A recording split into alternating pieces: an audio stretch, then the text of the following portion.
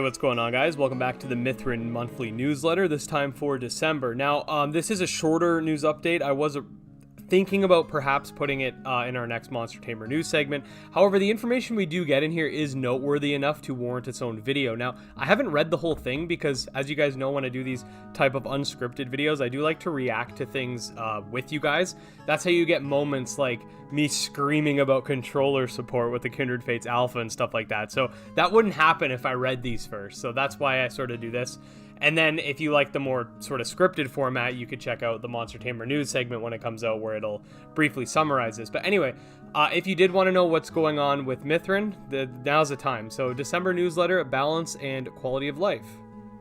Progress. Thanks for joining us once again. This week will be a bit lighter, given Zane, John, and Drake have been working on something secret for upcoming content. This includes modeling work on a new Mythren to be implemented into the game, as well as locking down some concept Mythrens that we'll be sharing within the next coming weeks.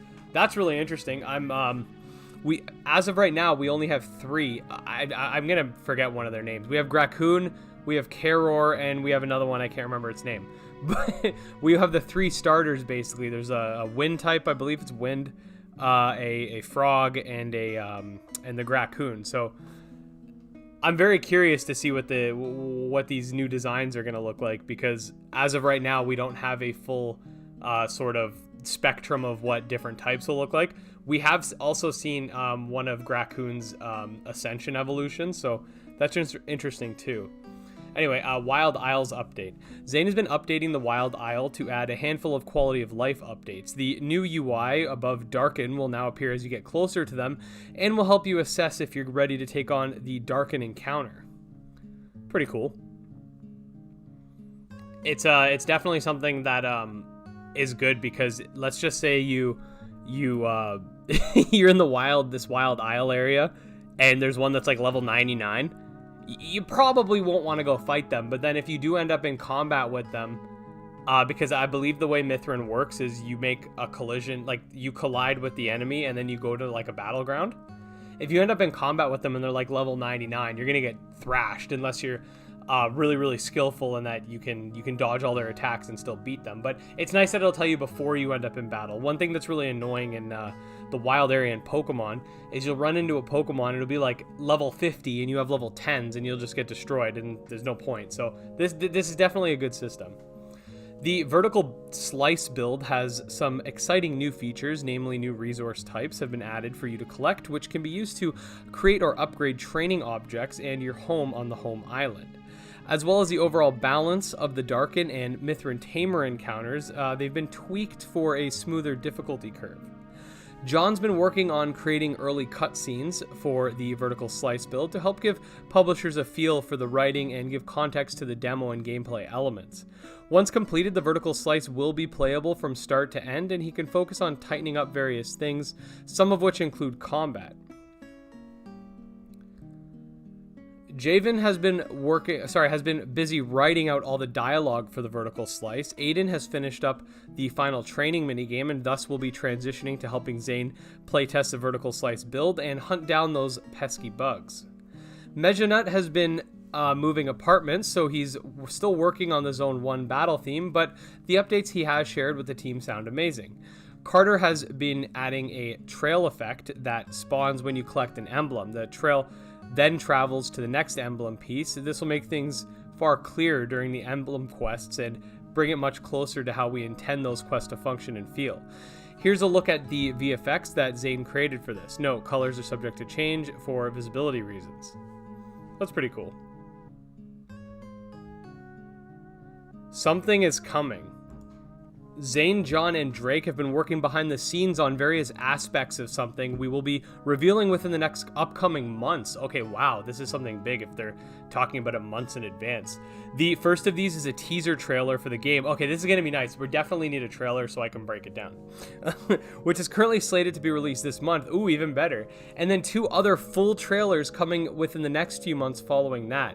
Drake has finalized 2 more Mythren designs, so this is the only thing I knew about before jumping into the newsletter, was that there was this silhouette. So that's why I figured it was big enough for its own video. I quickly scrolled through it. I was like, this is a decent length, and there's a new Mythren, it looks like. So might as well make a video on it. Anyway, so it's finalized 2 more Mythren designs, so we'll look forward to seeing those over the next few months. We have this one, and I believe it's the only one that they decided to show us. Nana has also been working on updating our logo to better fit with the feel of the game, and we're looking forward to having an updated logo for our social media and trailers. On Twitter, we recently showcased that the Kea model has been updated. Her hair still needs to be revisited, but we're loving her new look and can't wait to have her rigged and animated.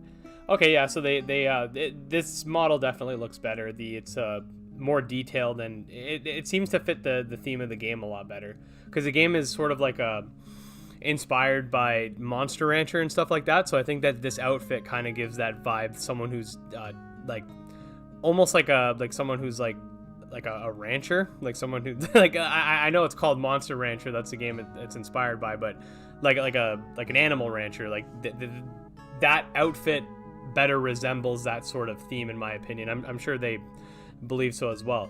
And they also shared this, which is very nice of them. Anitons recently shared their footage of their combat system, and their Kickstarter's going to end in a couple days, so if you guys could check them out, that'd be great too. And then also they showcased the Kindred Fates Combat Arena Alpha, which we of course did stream and whatnot, so you can definitely check that stuff out too as well. But yeah, it's always nice to get more Mythren news.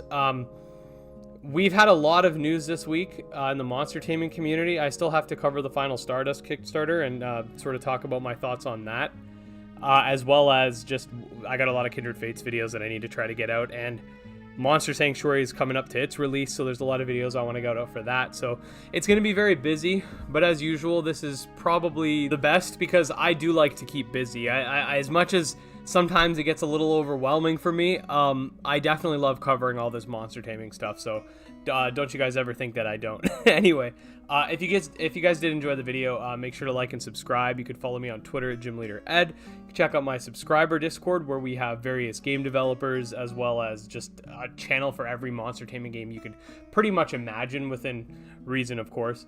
And you can also check out my Patreon if you'd like to support the channel. Anyways, until next time, peace.